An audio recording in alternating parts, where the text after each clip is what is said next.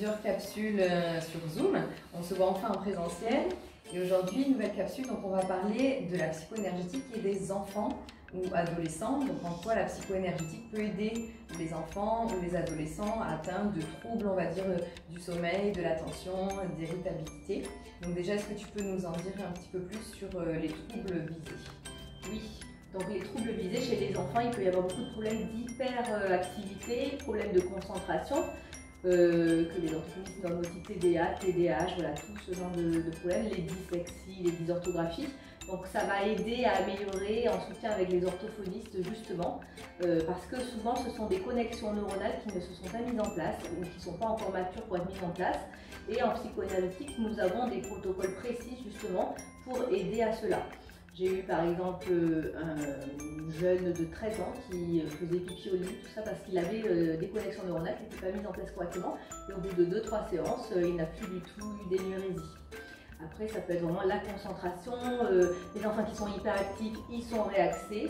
Et il peut y avoir aussi des traumatismes, donc ça peut être avoir été prématuré, la séparation des parents, et bien sûr que ça soit retenti sur les énergies des enfants. Et en quelques séances, parce qu'ils sont tout neufs, on va relancer leur énergie et ça va se réguler très rapidement. Donc quand tu dis sur tout neuf, c'est plus facile de faire ça finalement. Plus on est jeune, plus les choses sont cristaux, plus finalement c'est facile de les régler.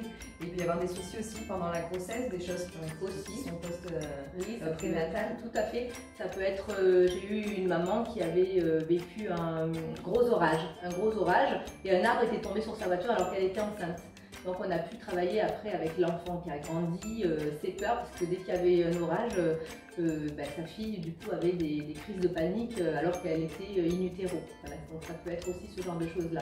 D'accord. Et donc ça, tu nous proposes des séances en direct, en présentiel, ou c'est aussi des choses qu'on peut faire à distance?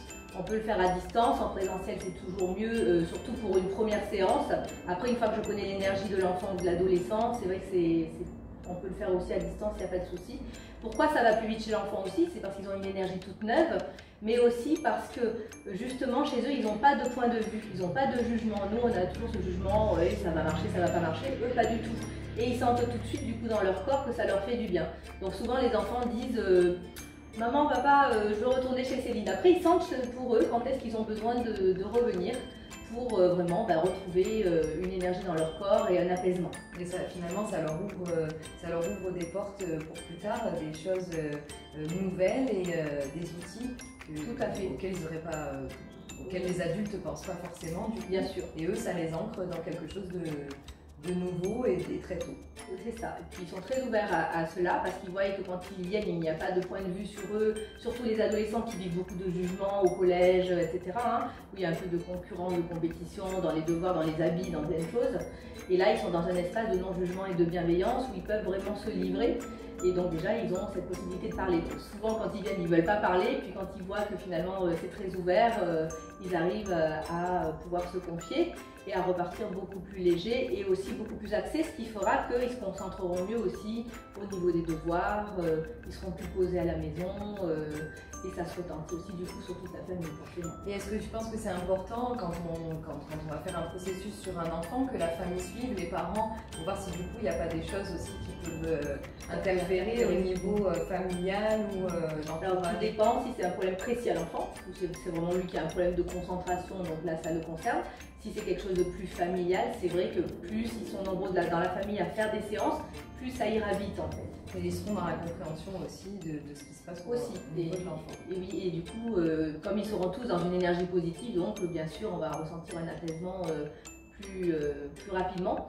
Là j'avais un petit garçon qui n'arrêtait pas de dire à sa mère envoie ma soeur chez Céline. Il avait vraiment un senti pour sa soeur, c'était aussi un besoin. Voilà, donc c'est assez marrant parce qu'eux ils ressentent assez rapidement les choses, ils ne sont pas dans ce mental et ils vont du coup sentir que telle ou telle personne en a besoin. Très bien. Ben, merci Céline. Merci. On se voit bientôt pour une prochaine capsule. À bientôt. Au revoir.